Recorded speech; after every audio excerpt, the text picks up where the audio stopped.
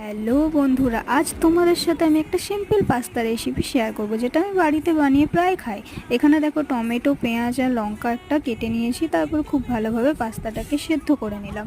তারপর কড়াই তেল নিয়ে পেঁয়াজটাকে এইভাবে একটু ভেজে নিয়ে তারপর এর মধ্যে অ্যাড হবে টমেটো, লঙ্কা যেটা কেটে রাখা হয়েছিল।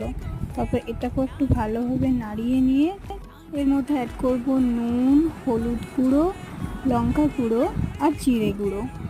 এখানে আমি সমস্ত কিছু খুব অল্প পরিমাণ করে দিয়েছি, তোমরা তোমাদের মতো অনুযায়ী দেবে। তারপর এখানে মশলাটা কষিয়ে নেওয়ার পর হালকা একটু জল দিয়ে দিলাম।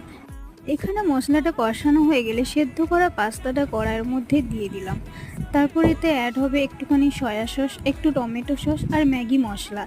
এই সমস্ত কিছুটা দিয়ে নাড়িয়ে নিলে আমাদের পাস্তা রেডি হয়ে যাবে। খুবই সিম্পল একটা রেসিপি, এটা আমি বাড়িতে প্রায় বানিয়ে খাই, কোনো ঝামেলাই নেই এটার মধ্যে। তোমরাও ট্রাই করতে পারো।